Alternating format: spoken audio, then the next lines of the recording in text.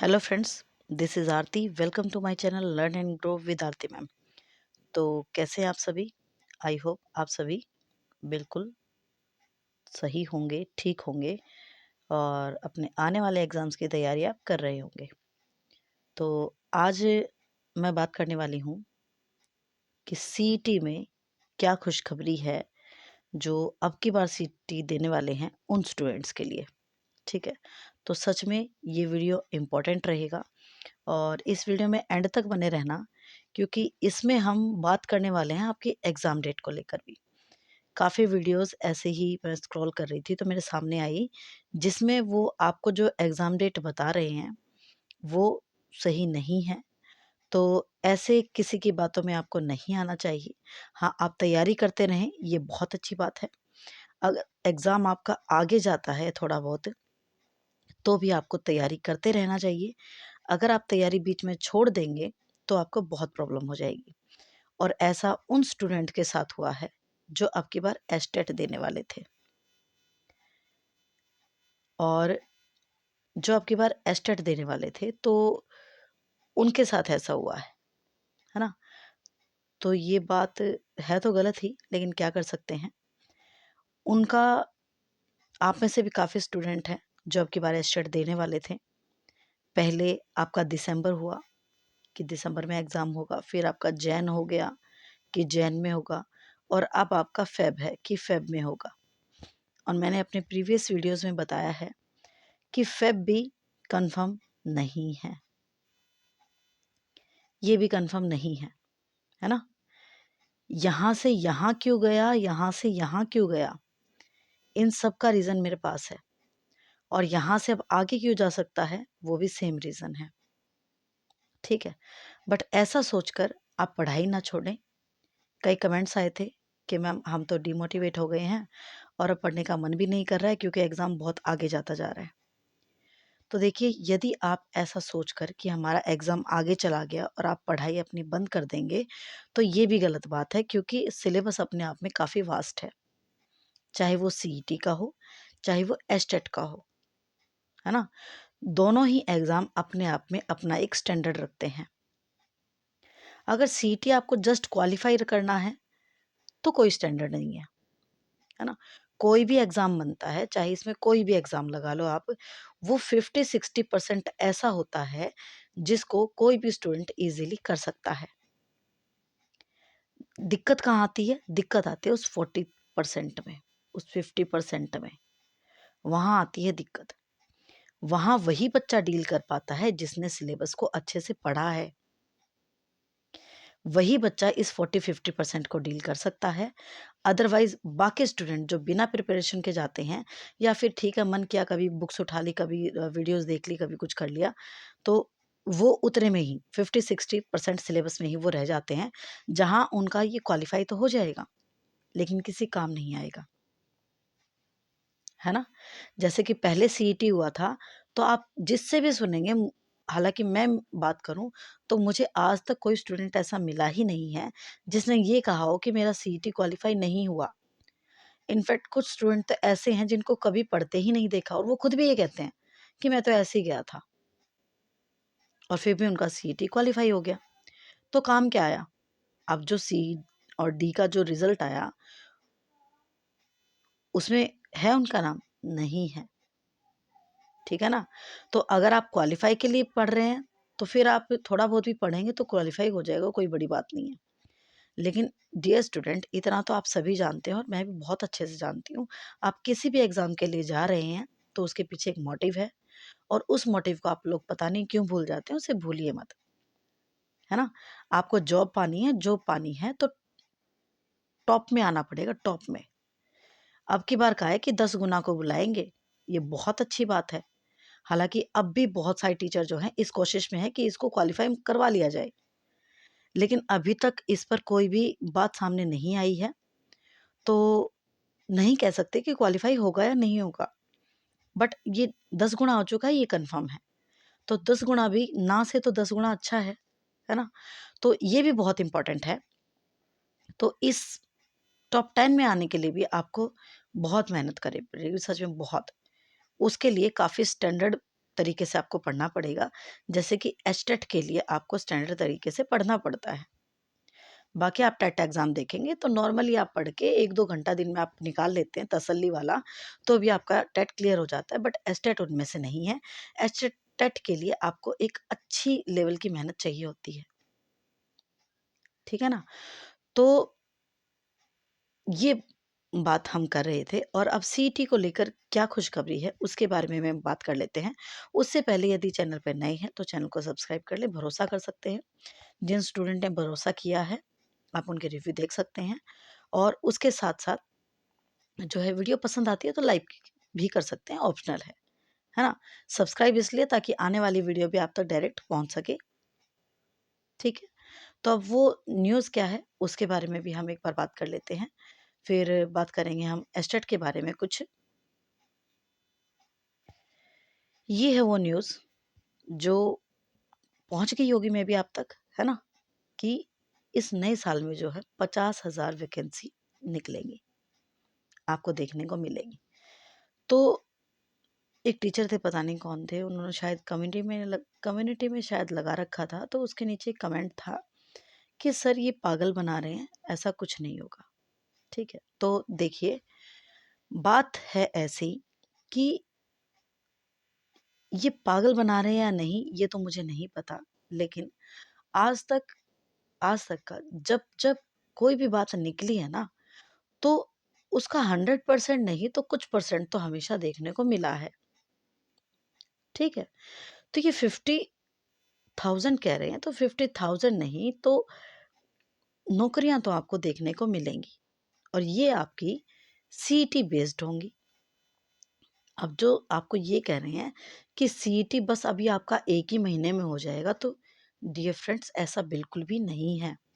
हाँ, जैन में आपकी जो फॉर्म फिलिंग की जो आपकी प्रोसेसिंग है, वो स्टार्ट हो जाएगी, ठीक है? जैन में आपके फॉर्म फिल होने स्टार्ट हो जाएँगे, बट एग्ज़ाम अभी इसका नहीं है और मैंने अपनी पहले वाली वीडियो में भी आपको कहा था कि जो इसका एग्ज़ाम है, वो आपका जून से पहले नहीं होगा, ठीक है? तो आपके पास एक अच्छा खासा टाइम 4 से 5 महीने हम मानकर चलते हैं, 4 से 5 महीने आपको इसके लिए मिल रहे हैं, जो बिल्कुल भी कम नहीं है, बिल्कुल भी कम नहीं है। और अगर बिल्कुल स्टैंडर्ड तरीके से पढ़ाई करनी है ना, तो ज़्यादा भी नहीं है, क्योंकि ऐसे स्टूडेंट तो बहुत कम देखने को मिलते हैं जो रेगुलर मतलब डेली ही डेली, ये डेली वाला प्रेशर तो आता है हमारे ऊपर कब, जब एग्जाम डेट बिल्कुल सिर पर नाचती है ना, तब आता है डेली वाला प्रेशर, चाहे इसमें कोई भी स्टूडेंट हो, ठीक है?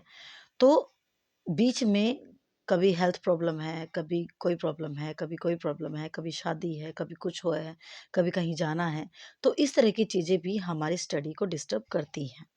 कभी घर में और कुछ काम हो गया, कोई हवन हो गया, तो ये चीज़ें भी, और ये चीज़ें हमेशा लाइफ में रहेंगी भी, कहीं जाएँगी भी नहीं,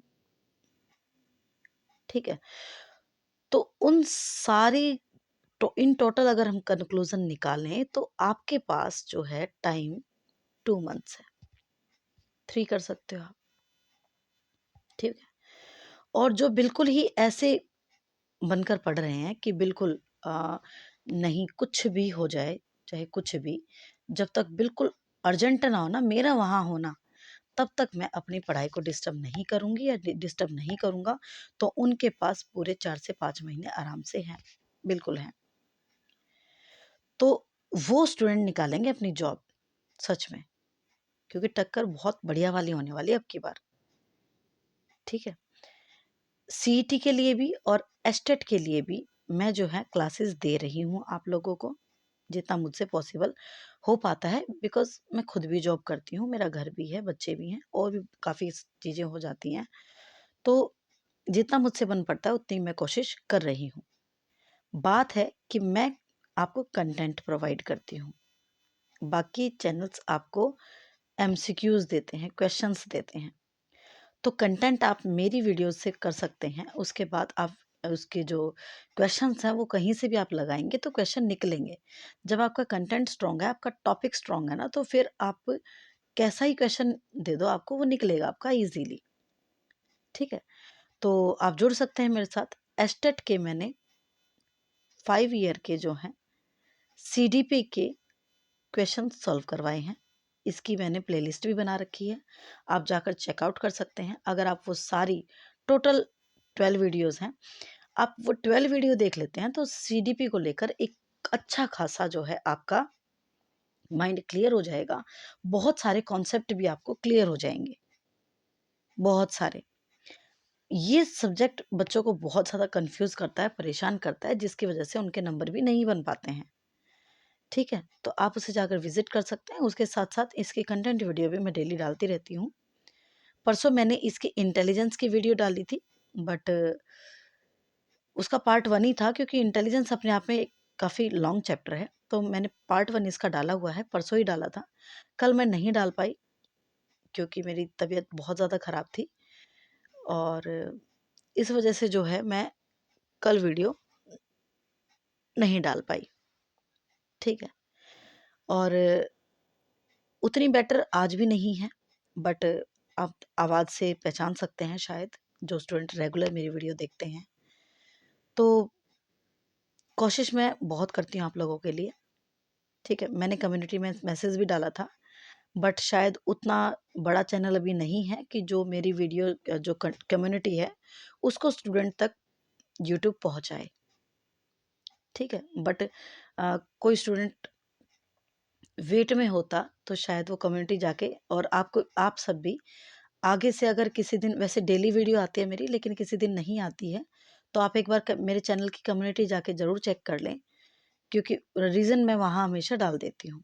तो कल भी रीज़न मैंने डाल दिया था वहाँ पे, बट कोई बात नहीं, स्टूडेंट उसको नहीं देख पाए, तो होप सो इस वीडियो के थ्रू उन तक बात चली जाएगी।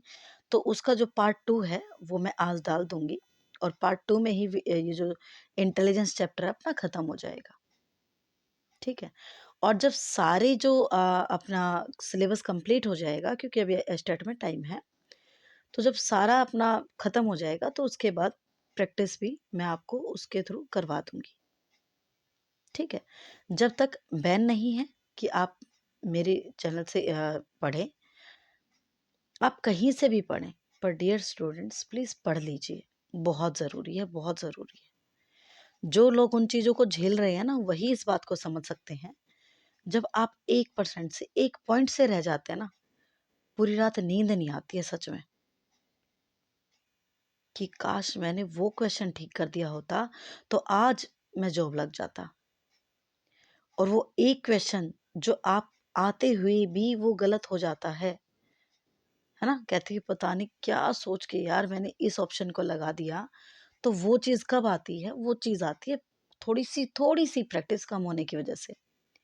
जितनी ज़्यादा आप प्रैक्टिस करेंगे, जितना ज़्यादा आप चीज़ों को पढ़ेंगे, देखेंगे, सुनेंगे, उतनी ज़्यादा आपको जो है क्लैरिटी आएगी उस चीज़ में। ठीक है ना?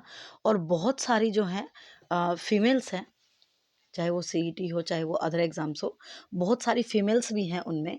तो फीमेल्स के लिए जो है मैंने एक वीडियो डाली थी कि आप किस तरह से अपना टाइम मैनेजमेंट करके पढ़ाई कर सकते हैं।